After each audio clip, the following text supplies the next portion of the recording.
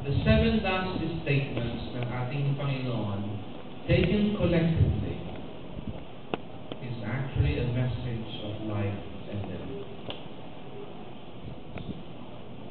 It is a message about whether one soul is going to heaven or going to hell. And so this morning is an opportunity for every one of us to measure up to that message taken collectively, para ang bawat isa sa atin ay namnamin, where is our life living at this very moment? Is the message na ating makukuha ngayong umaga, taken collectively, ay isang message na tatalin sa ating puso upang masabi natin right at this moment, today, if you die, where will your soul go? So sana sa umagang ito ay ating bigyan ng respeto ang ating sarili at ating bigyan din ng respeto ang presensya ng ating Panginoon by simply being attentive to all the speakers that will be standing before the pulpit today. The eyes of God are upon us. He is right here in our midst. So let's not take this lightly. Again, let me repeat that. These 7 statements, taken collectively, is a message of hell or heaven. It is your choice. We will now proceed sa mga speakers natin, 7 last statements. 7, sit still, be very quiet. Let's not do anything, but let's listen to the statements of the Lord Jesus Christ. 9, ni Brother Don ang mag-present ng first statement ng ating Panginoon. Ama, patawarin mo sila sapagkat hindi nila nalalaman ang kanilang ginagawa. That message is for everyone of us. Father, forgive them, for they know not what they do. Habang nakapako at naghihirap sa krus, sa Kalbaryo, nagsabi ang Panginoon ng 7 statements. 7 words natin alam to, pero 7 statements. At ang una rito ay ang Ama, patawarin mo sila sapagkat hindi nila nalalaman ang kanilang ginagawa sa Luke 23:34. Minsan ang hirap nating magpatawad. Napakadali nating magalit, di ba tayong lahat? Napakadali nating magalit at ma-offend sa mga maling salita na sinasabi sa atin. Araw-araw, maliliit na bagay. Pati na rin sa mga maling balita na nakakarating sa atin. Nawawala din ang pasensya natin. Lahat tayo guilty. Hindi natin maturuan ang puso natin na magpatawad.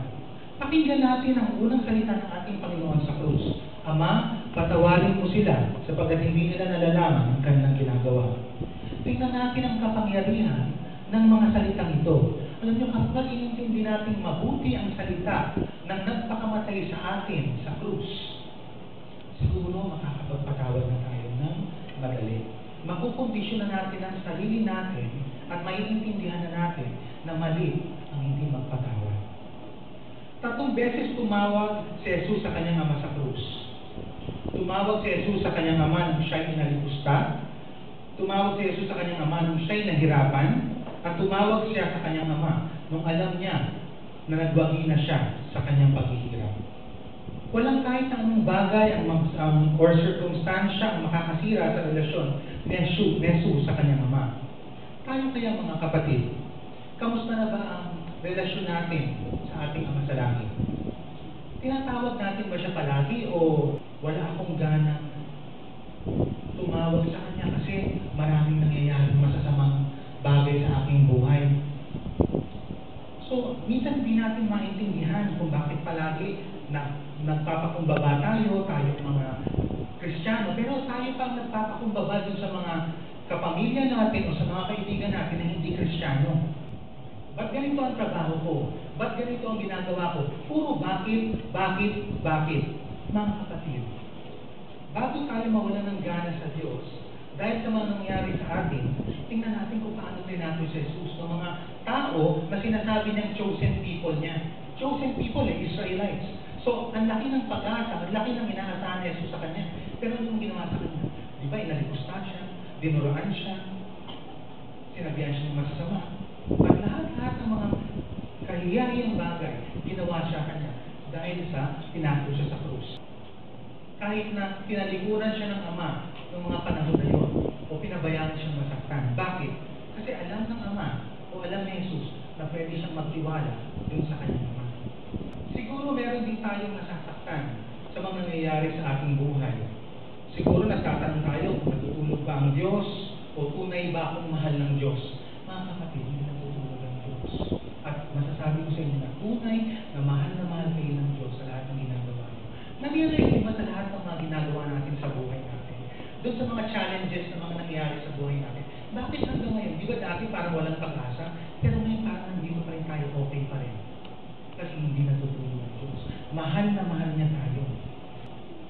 Sa lahat ng bagay o sa lahat ng pagkakataon, andyan lagi ang Diyos na dumadamay sa inyo at gumagaybay sa inyo every step of the way.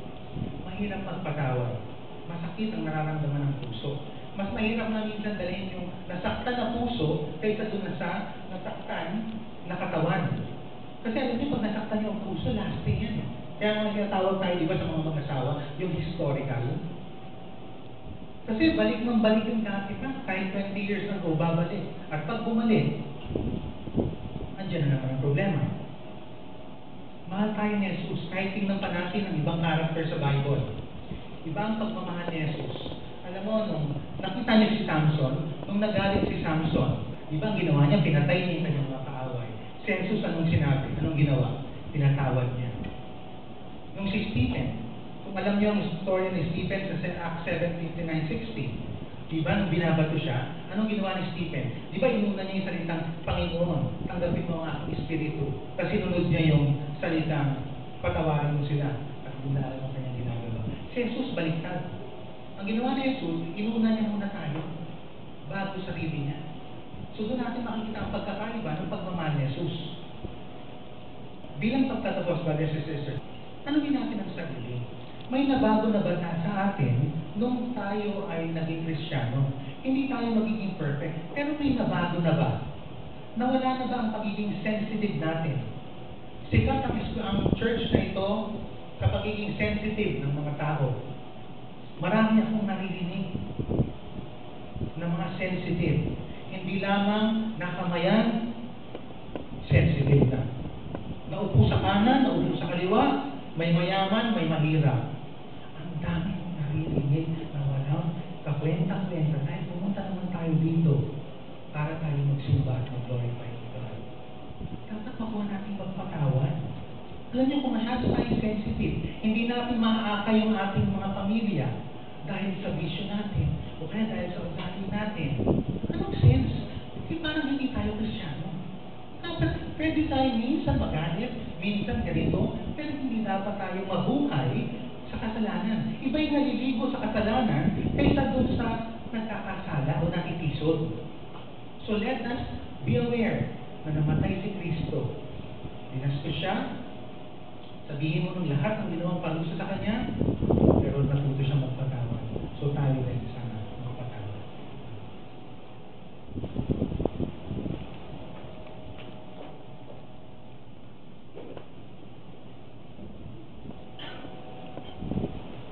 Ang susunod naman ay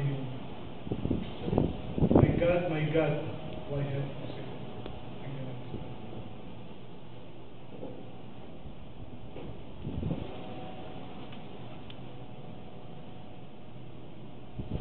At this time of the crucifixion event, the Lord was already spent, draining, pagod na pagod, hirap na hirap, physically and emotionally.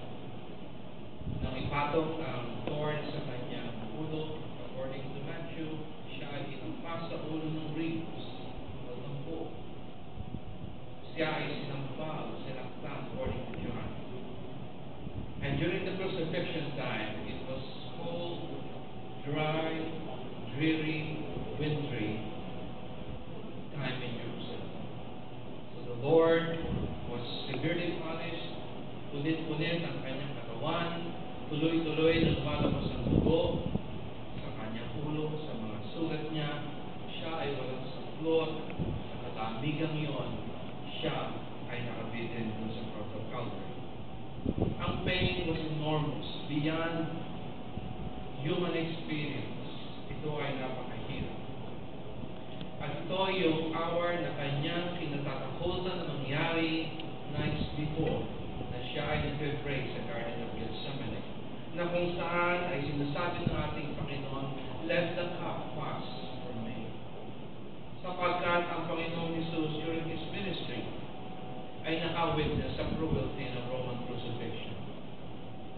Sa kanyang 33 years of ministry ay napakalaki ng probability na siya ay nakapanood ng isang spectacle o maraming spectacle whenever mayroong i-crucify sa labas ng temple sa Jerusalem.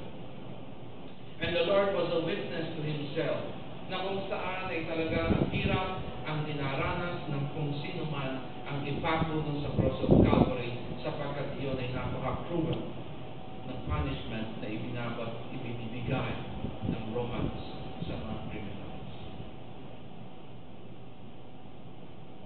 And it was at this moment na kung saan ay sinabi ng ating Panginoon, my God, why hast thou forsaken? The Lord Jesus Christ answered that statement sapagkat siya ay tunay na tao that very moment. He was abandoned by God. He was totally separated from God. At kanyang naunawaan ang sitwasyon niya before this thing happened. Before this event, he could easily make miracles here and there. Ngunit at this very moment, he was nothing. He was a perfect man who was experiencing physical and emotional pain.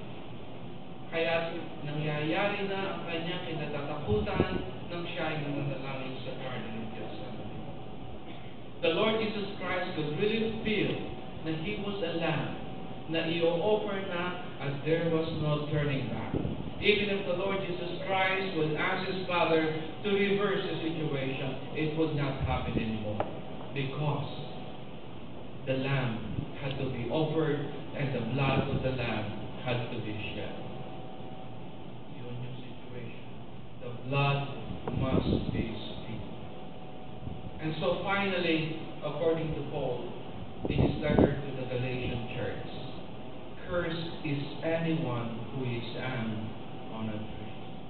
The Lord was bearing the full curse of sin in our behalf. And then finally, according to Paul's 2 Corinthians 5:21, for our sake, made Him to be sin who knew no sin, so that we might become the righteousness. Remember, the Lord uttered that statement because God totally abandoned the Lord Jesus Christ, and the Lord Jesus Christ was feeling the brunt of the sin na tayo ang guilty before God. Sobrang hirap. He was there. Alam niya that finally the Lamb will be born.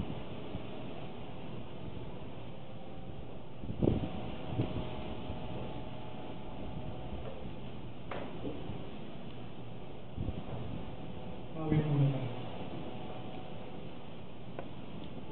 Back of you.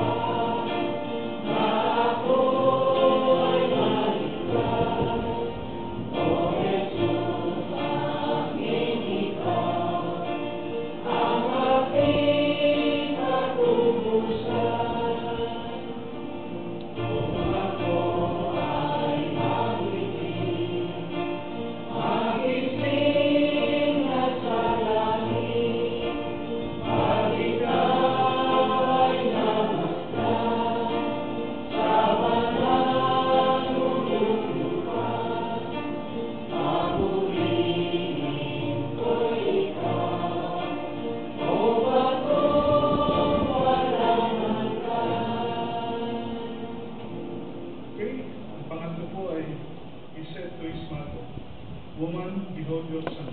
Then he said to the disciple, behold your mother. Pakinggan mo natin.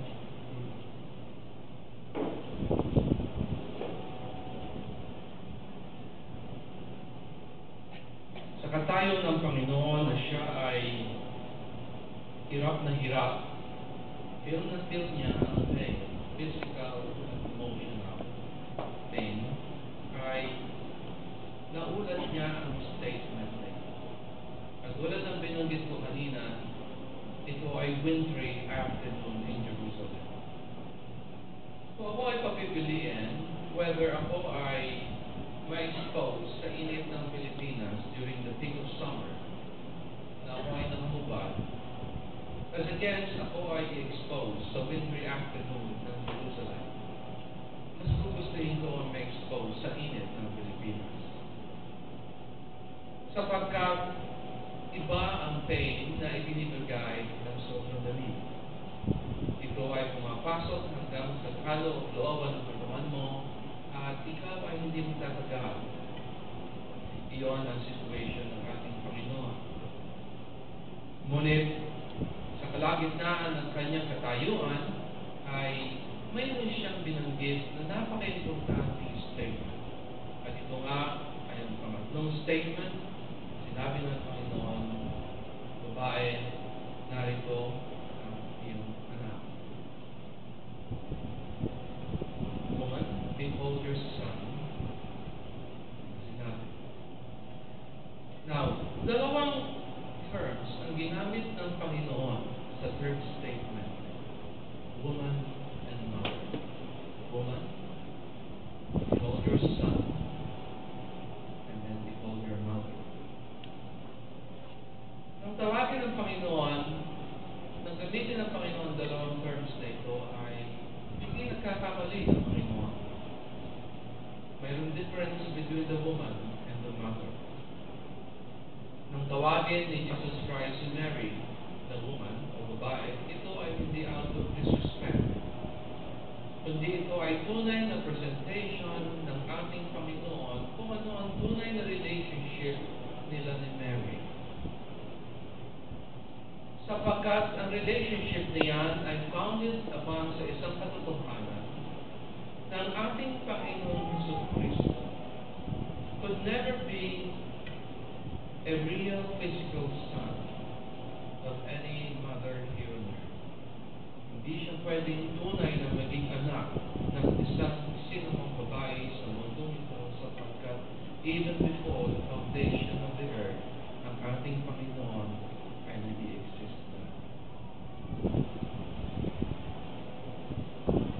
Nang si Stephen, according to Acts chapter 7, chapter 6 and chapter 7, bago mamatay si Stephen, sa kanyang presentation ng biblical truths, sa presensya ng mga Pharisees at Sadducees, ay nakita ni Stephen ang ating Panginoon nakaupo sa right hand of the throne of God.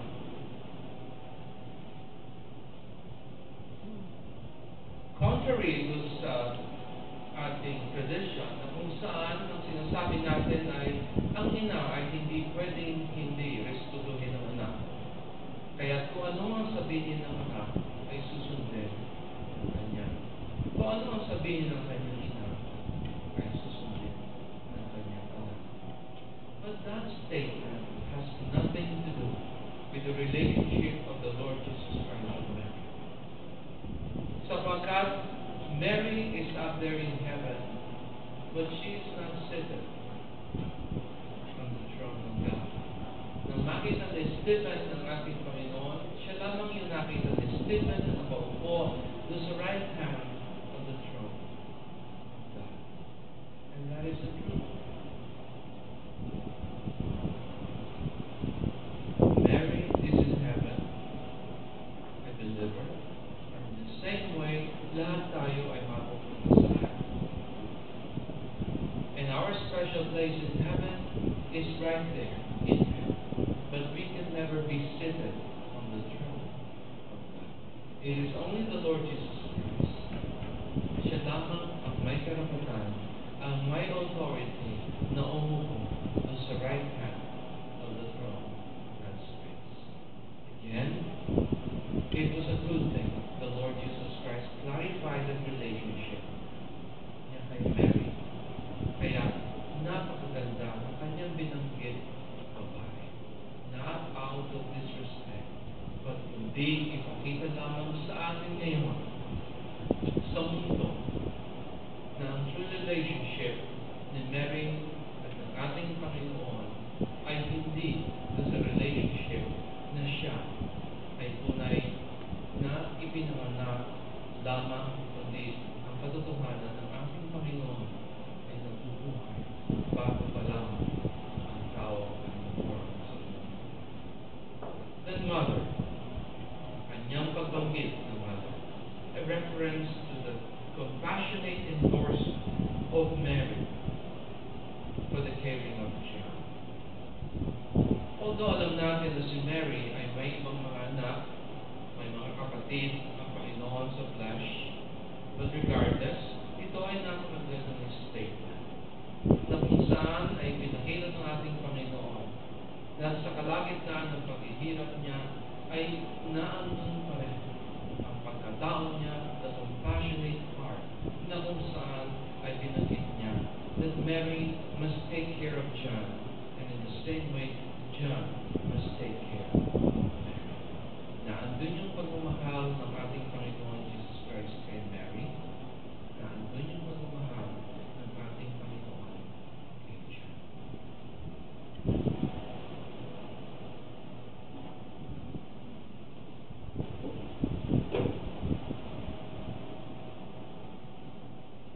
Dapat po ay pinakamaliit, pinakamaiksim verse sa Biblia ay verse.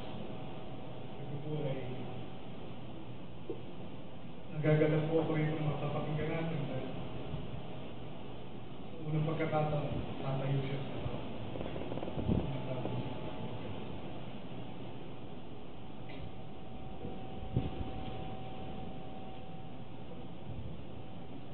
Tunay nga po ang itong wika ng ating Panginoon at ating nagpahulugan. Ang una pong tatlo na binanggit niya ay papatuloy po sa mga tao. At yung itong ating katalakayan ay ito lamang po ang nagpapatuloy sa kanyang sarili. Ito nga, wikang banyaga, I thirst sa ating wika ay nauuhaw ako. Ang verse na ito, siya ay nakuha sa material sa tunay na tubig. At tunay nga po talaga na kung ikaw ang gabi pa lang ay siya ay dinakit hanggang sa umaga ay siya ay nilitis at hanggang siya ay pinahirapan ang Diyos at itang manakit kung paano siya inataw, siya talagang siya ay nakuha. Dagdag pa natin na siya ay naglakad papuntang bayan hanggang sa Golgotha, na kung saan siya ay pinako, ay kalumos-lumos ang ginawa ng mga tao sa kanya. At ang cross na kanyang pinatan ay hindi sabihin natin, hindi basta-basta, sapagkat ito ang nasa ating likod, apat na kami nagbuhat, isa namin may tayo. Kaya talagang ang pagpapayag ng mga tao sa Diyos sa ating Panginoon Jesus ay hindi na lang ganun kadali. Kaya natural lamang na Diyos ay makuhaw sapagkat siya ay katawag-tao. Sa aking palagay, isa sa kanyang isa sa kanyang kamatayan, siguro ay ito yung tawag na dehydration. Siya ngayon ang pusa ng tubig sa katawan. At ano ginawa ng tao nung siya hinigyan ng tubig? Siya binigyan ng alak na may halong bira. Ano ba itong alak na ito?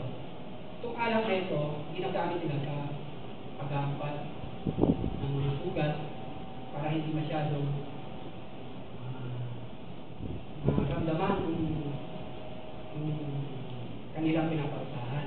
At ang meron naman ay isang bunga na mabango, pero pag itidinikdik, ito naman ay mapait, malasa. Kasi ito, pag pinaghalo nila, ito ay nagsisilbing parang anesthesia, para hindi nila maramdaman kung ito man ay parusahan nila yung isang tao. Ngunit si Jesus, masasabi natin na talagang napakadakil ang kanyang sarili sapagkat hindi siya uminom ito. Kaya sasabihin natin na talagang si Jesus ay ihili pa niya na maramdaman ang sakit sa kanyang pagkakapako. Ang pangalawa, sabi ni Jesus, ako'y nauuhaw saan? Sa pananampalataya. Pananampalataya natin sapagkat kung si Jesus ay nabayubay sa krus, ito lamang ang dapat na may pakita ng mga kanyang malagad at saan man sila siya kanya-kanya at walang sabihin na natin hindi na kulang sila sa pananampalataya ng mga oras na yun. Hindi naman tayo minsan kukulang din tayo sa pananampalataya. Taon-taon ang nangyayari ng ganito. Meron tayong nakikita na inuulit pa rin ang gawin ng Panginoon nangyari na noon dahil ang isang pa niya nakakaraan. Pero kulang pa rin sila sa pananampalataya kaya sila gumagawa ng sarili nilang gawin sa pamamagitan ng pagpapalang sa sarili kapagkat kulang sila sa pananampalataya na sila yung lalabas na ito ay Ginawala naman ng Jesus, minsan lang. Pangatlo, sabi niya, ako'y nauuhaw kung saan sa ating paglilingkod. Ang paglilingkod para sa ating mga anak, ay hindi lang paglilingkod na sabi natin na tama na sa akin dito, dito ako nararapat. Nung ako'y bago-bago pa rin lang naman sa pananampalataya, wala rin naman akong alam kung paano mag-iwan ko sa Panginoon. Ngunit unti-unti, ako'y lumalago, nandiyan ang nakita ko kung saan ako pwede mag-ikot sa basic ministry, ang Kalabuna, tumayo na ko dito, ang leader, ang worship leader, hanggang sa ngayon pa, nakita yung nakatayo na ngayon, ibigyan ng konting paalala sa atin sa ibulitan ng Panginoon. Kahit hindi namin masasabi na kung saan man tayo pwede makikot, ay naalalaman din natin sa ating pananalitis. Kaya sana, sa tatlong ito, na siya'y nakuha ng Panginoon saan? Sa unang materialang tubig, sa ating paglilingkod, ay pananampalataya, at sa ating paglilingkod. Sana sa tatlong ito, dito natin mabibigyan ng Panginoon. Kung ano man ang kanyang mga tayo sa pagitan nito. Okay, ang panglima po ay truly I say to you, today you will be with me in paradise. Sa Tagalog,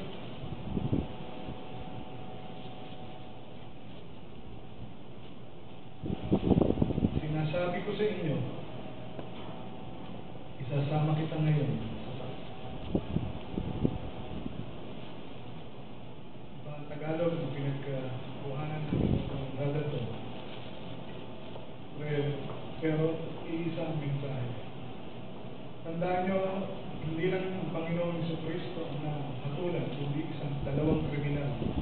Merong nagsasabi na magnanakaw ang kasama ito.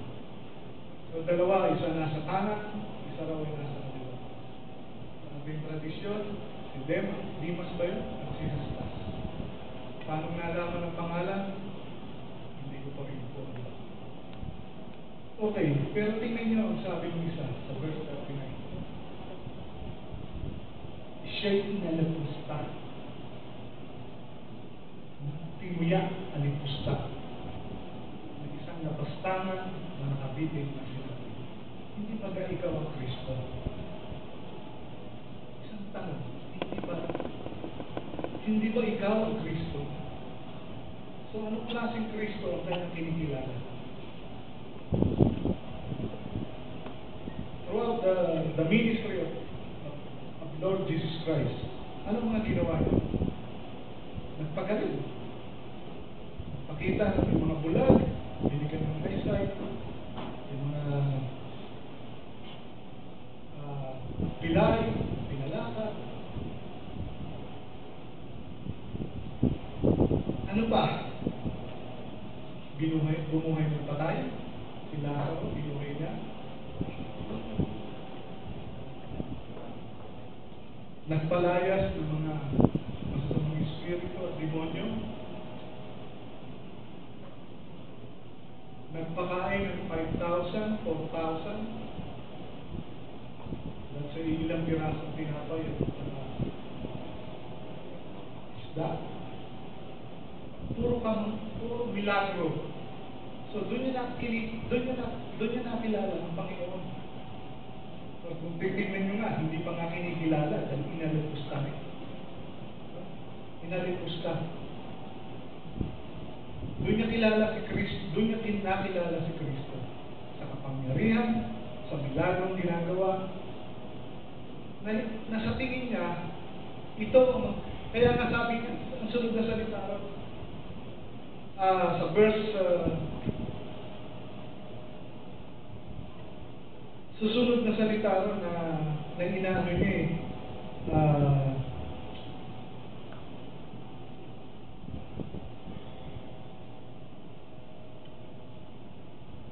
iligtas mo, save yourself, iligtas mo ang iyong sarili.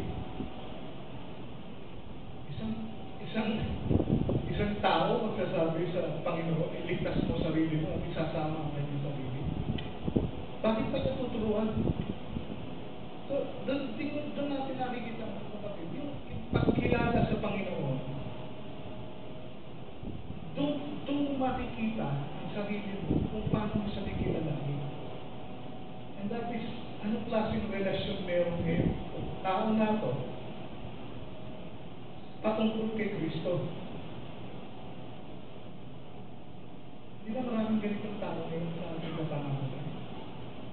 Kilala ang Panginoon sa atin. Pag may problema, kapalan ng problema. Tawag, Panginoon, problema ko to. Pag may kailangan, Diyos ko po, ano naman ang inaano, masasabi. Pero habang walang problema, ano ginagawa? Masarap sa buhay, tinitignan ng alin. Gusto yung nagbinegosyo, dahil nagbinegosyo. So, doon pumapasok isang relasyon tayo sa ating Panginoon. At kung ano ang pagkakilala na kay Kristo.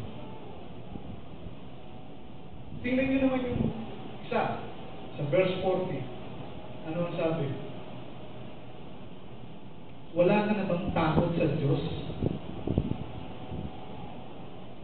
Wala ka na bang takot? Bakit sinambit ng isa wala kang takot? Na tayo ay under the same condemnation. Na siya walang ginawang masama. Tayo yung mga kriminal. Siya wala siyang ginawang masama. Kasama natin siya, ipapako.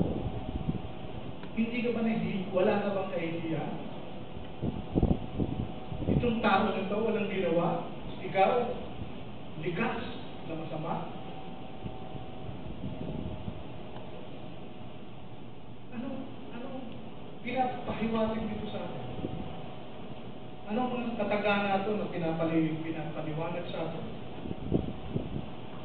Itong tao na ito, siya umaamin kanyang kakulangan, kanyang kasalanan. Doon niya rin nakita na nagsisisi siya. Doon niya rin nakikita niya yung relasyon niya sa Diyos. Yung layo na ako masama, tayo masama, siya walang ginawang masama. Nakakahiya na tumapat nga sa tabi nga niya. Dahil ito walang nagawa. Sinama na tayo makasalanan.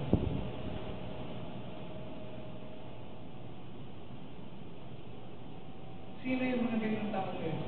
Meron pa kaya? Pero tingnan niyo yung verse 42. Sabi niya, Jesus, alalahanin mo ko. Kapag naghari ka na, alalahanin mo ko. Ano? Asking for mercy. Habag. Hope. Na yung grasya. Matikman niya yung grasya. Tapos, maalala. Verse 43. Ano sabi? Ito na yung sinabi ng Panginoon. Katotohanan. Sinabi ko sa iyo, ngayon, kakasamahin ko kita sa Panginoon. Ang hope, di ba ang forgiveness, naramdaman niya? Pagpapatawad, permission, inalala, kasama. Ano pa? Ngayon ang tanong, ang kapatid. Saan tayo? Isa? O isa pang isa? Yung pangalawa. Saan tayo? Sa sitwasyon. Maraming gano'n. Lalahanin natin. Hope. Faith. Okay? Ang susunod po, pang-anim. It is been naganap na. Pakinggan natin.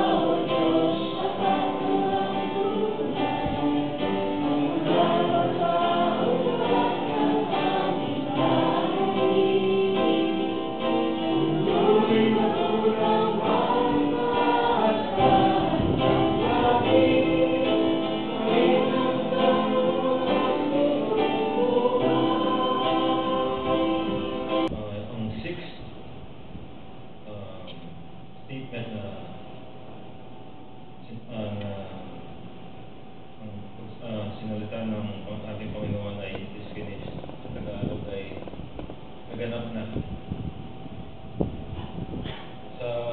Sa wikang Greek, maraming ibig sabihin nito sa wikang Greek nung olden times. Ginagamit itong salita isa sa mga meaning nito sa Greek na ginagamit ng kunwari ng isang artist. Pag ang artist ay tapos na sa kanyang obra, sasabihin niya, when the work is finished, he would step back and say, Tetelestai, it is finished, the picture is complete. If we go through yung sa Old Testament, makikita natin maraming mga prophecies, mga pictures, mga ibang prophets na kwento na nagsabi tungkol sa pagdating ni Kristo. Kaya itong pagdating niya ay fulfillment ng mga prophecies sa Old Testament. Example nito yung sa Genesis, the seed of the woman will crush the seed of the serpent.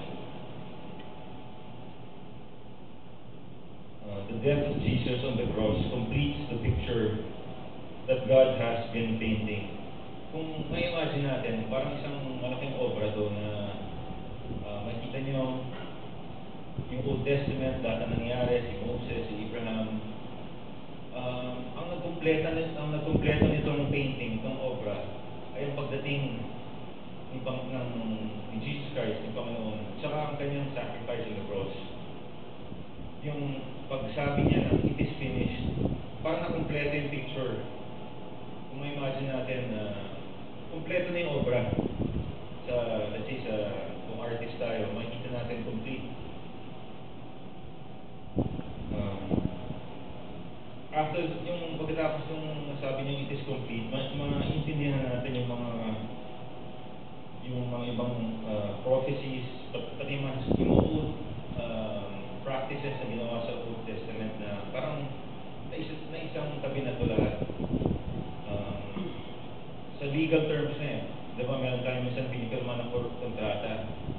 Pag sinasabi natin na everything else, whatever statement supersedes all other statements, ibig sabihin nito, ito na yung pinaka-latest, ito na yung parang nagiging antiquated na lahat ng ibang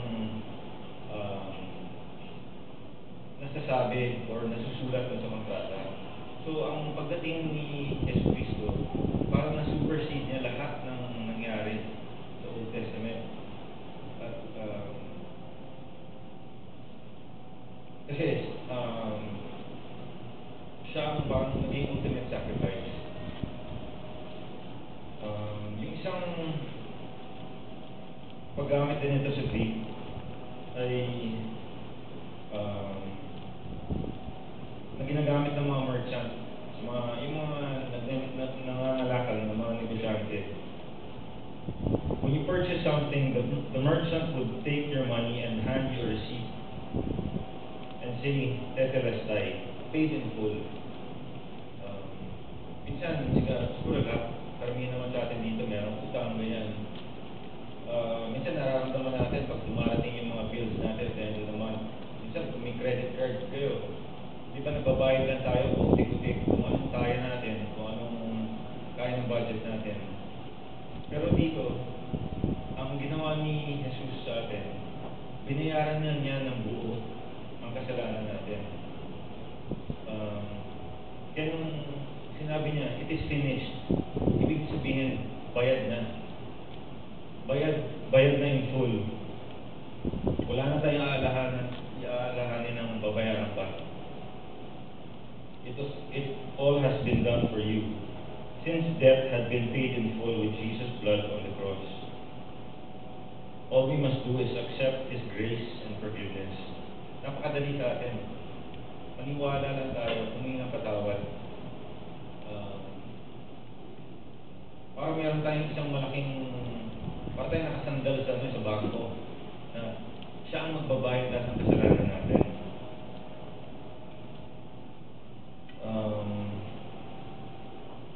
The third is to the servant. When the job has been completed, the servant would say to the master, Tetelestai, meaning I have completed the work you gave me to do. I did it, I overcame it. And the master will say to the servant, well done. Ang Panginoong Jesus ay pinadala ng Diyos Ama. Yung sinabi niyang, it is finished, parang siyang servant na sinabi sa kanyang master na tapos na yung pinagawa niya sa akin. I have done what you asked me to do. And kahit mahirap, ginawa ko to dahil sa kanyang pagmamahal sa atin lahat. Just to summarize, it is finished means the servant had finished his work. The perfect sacrifice had been offered. Since death had been paid in full, the picture had been completed. Jesus had finished what he had come to earth to do. And finally, Satan was defeated. We see here not a cry of defeat. When he uttered these words, it is finished. To the untrained eye, or para sa ibang tao na let's say wala pang faith sa Panginoon, makita niya parang cry of defeat ito eh. Kasi parang, siyempre, duguan ng Panginoon pag makita natin sa krus. Para sa kanya parang katapusan, parang it is finished. Pero, we should realize that it is a shout of victory. Kasi he was, nagawa niya ang pinagawa sa kanya ng Diyos may Ama. At na-fulfill niya ang prophecy na dahil sa pagkamatay niya sa krus, nabayaran niya ang lahat ng kasalanan natin. Napakahirap gawin ito. Mas lalo na pag, kung i-imagine natin, siya ang Panginoon, yet pumunta siya rito, nagpaalipin sa atin, at pinako siya sa krus, the way he was crucified, parang hindi mahirap talaga. Parang imagine natin, kunwari, nagtatrabaho tayo sa kumpanya natin, kasi atin yung kumpanya. May imagine nyo ba na parang pagpasok nyo sa kumpanya, aapinin kayo ng sarili nyo magagawa, o pagsasabihan kayo, insultuhin kayo, tapos dahil tatanggapin nyo lang, at parang dahil mahal nyo sila, at naiintindihan nyo sila. So, parang minsan ako, hindi ko ma-imagine yun eh, pero, siyempre, ang Panginoon, dahil Panginoon siya, nakayanan niya to. Christ is a sovereign and complete Savior. Hindi niya tayo kailangan. On His own, Diyos na siya eh. And yet, pumunta siya sa lupa para magpaalipin at para ibigay ang buhay niya, para lang mailigtas tayo.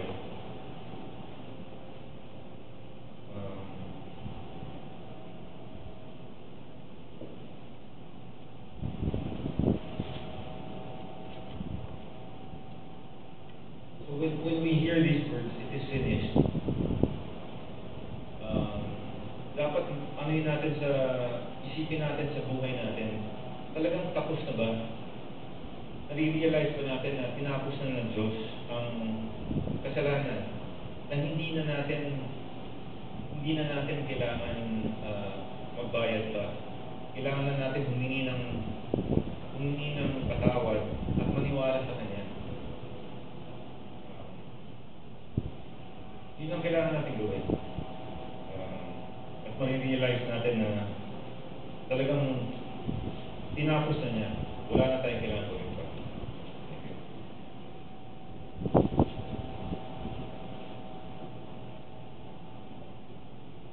And the last, Father, to thy hands, I commit my spirit.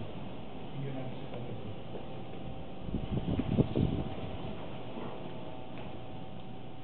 Luke 23:46. Sumigaw ng malakas si Jesus, Ama, sa kamay mo'y pinagkakatiwala ko ang aking espiritu. Pagkasabi nito, nalagot ang kanyang hininga. According sa isang sikat na theologian, you are not really prepared to live unless you are prepared to die. Alam niyo, ang dami nating gustong gawin, gusto nating makamit. Di ba? Gusto nating makatapos ng pag-aaral. Gusto nating magkaroon ng magandang trabaho. Gusto nating magkaroon ng maayos na pamilya. At maging, minsan, alam niyo, di ba? O karamihan sa atin, gusto maging sikat. Pero alam din natin na darating ang panahon na darating ang kamatayan. Sino ang takot mamatay? Siguro marami. Ako, takot ako mamatay. Siyempre, ayaw natin iwanan ang mga mahal natin sa buhay. Ang negosyo natin, ang trabaho natin, ang maganda nating relasyon sa mga kapatiran, kung meron. Pero di natin maiwasan ang kamatayan. Tanging Diyos lamang ang nakakaalam kung kailan tayo mamamatay. Kaya alam niyo, napakaganda maging Kristiyano eh. Ang magkaroon ng tunay na relasyon sa ating Panginoong Jesucristo. Dahil alam niyo, kung kilala niya tayo, iba yung kilala natin siya. Kasi lahat naman kilala siya eh. Ang tanong, kung kilala kayo, kailangan kilala tayo. Kasi alam niyo, pag kilala tayo ng Panginoon, hindi na tayo dapat mag-alala sa lahat ng mga bagay. Into thy hands. Kaninong mga kamay? Kamay kaya ito ng mga anghel na binabanggit ni Satanas na tumalong ka dyan, sabi niya kay Jesucristo, at sasaluhin ka ng mga anghel? Kamay ba yun ng anghel? O kamay kaya ito ng mga tao na tulad natin o tulad ni Pontius Pilate? Sinabi niya na, hawak ko ang buhay mo. Ba't di ka magsalita sa akin? I have the power. Nasa aking kamay. Alam niyo, hindi ito kamay ng anghel, hindi ito kamay ng mga tao, kundi ibinigay ni Jesucristo ng voluntary ang kanyang espiritu sa kamay ng Diyos. Tatlong beses niyang tinawag ang Ama. Sa una, parang sabi ko kanina, sa pang-apat at sa panghuli. Bakit kaya? Bakit kaya nagdasal si Jesucristo sa kanyang Diyos? Number 1, confident siya. Confident siya dahil tama ang kanyang relasyon sa kanyang Ama. Di ba ganun din tayo? Tama ang relasyon natin sa nanay, sa tatay, sa boss natin, sa kapatid natin. Di ba madali tayong humingi ng tulong o makapag-confide sa kanya? Kasi tama ang relasyon eh. Pangalawa, doon sa 1, 4 at 7 na statement ni Jesus Christ sa cross, base lahat sa scripture. Sa una, sa Isaiah 53:12, sa pang-apat, sa Psalm 22:1, at ang pang-pito, base sa Psalm 31:5. Bakit kaya? Kasi nabuhay si Kristo base sa salita ng Diyos. At tulad sana natin tayong lahat, sana tayo nabubuhay according sa salita ng Diyos. Para pwede mo para meron tayong katiyakan sa ating kamatayan. Meron na tayong katiyakan sa kamatayan? Ano ba nagsasabi na pupunta ka sa langit? Pupunta yung kaibigan mo, yung magulang mo, yung kapatid mo? Hindi. Isa lang, yung Bible lang. At tapos binabaliwala natin ang Biblia. Diba? Sino nagbabasa ng Biblia rito araw-araw? Honestly. Ako nagmimintis eh. Meron na ako sa computer na gano'n, yung Libronics, yung sa MacArthur, na pinapaalala sa akin, araw-araw. Kaya nakakamintis pa rin eh. Diba? So, napakasarap siguro mamatay kung tunay na sa last words natin. Diba? Sa last words natin, sasabihin natin, magpo-quote tayo ng verse ng Bible. O pwede natin tawagin ng Ama. Kaysa doon sa mamatay tayo, o yung utang mo ha? O yung ikaw, yung kapatid mo, maging mabait ka ha? So sana, di ba? Maganda sana kung malapit tayo sa Diyos para matatawag natin siya. Totoong may relasyon si Jesus sa mga anghel o sa mga tao, pero ang binabali niya mabuti, yung relasyon niya sa Ama. Yun ang the best. Sa palagay niyo, kapatid, tanungin ko kayo, tama lang ba talaga ang relasyon natin sa Ama natin sa langit? Tunay bang Panginoon natin siya sa ating buhay? Sa lahat ba ng ating bagay o bagay na ginagawa sa ating buhay, kinoconsider natin siya sa mga kabataan? Iniisip niyo ba ang ating Amang Diyos o si Jesucristo kapag sinasagot-sagot natin ang ating mga magulang? O kapag hindi natin sinusunod ang mga salita ng ating mga magulang? O inuuna natin ang pagko-computer? O inuuna natin ang kung ano-anong mga bagay, ang mga kaibigan natin? Diba? Kaysa sa tumulong tayo sa ating mga magulang? Sa mga nanay, sa mga kababaihan. Inaalala ba natin ang Diyos kung minsan inuuna natin ang ating mga kaibigan o kapitbahay natin? Nagiging good example ba tayo sa iba kung minsan yung mga damit natin hindi magaganda? Diba? O kaya yung mga pinanonood natin o pinakikinggan natin medyo hindi siya kaaya-aya? Nagiging good example kaya tayo? At panghuli, sa mga tatay, sa mga kalalakihan, nagiging good example ba tayo kung tumitingin tayo dun sa mga, minsan may mga, yung malalaki dyan sa EDSA, na mga picture ng mga nakabikini, o kaya yung mga pinanonood natin, o kaya yung nag-excuse tayo, nanonood tayo tuwing tanghali ng mga nagsasayaw-sayaw. Hindi, for arts lang yan eh. Diba? Pinaisip pa natin ang Diyos sa mga ginagawa natin o nagpo-compromise tayo? Diba? Masasabi ba natin talaga na Panginoon siya ng ating buhay kung minsan naman tayo nanlalamang sa ating negosyo? Yung pasweldo natin mababa. Ang yaman naman natin. Payaman tayo ng payaman. Pero kawawa naman yung mga, minsan yung mga tao natin, parang naghahabol-habol lang sila ng liutang nila.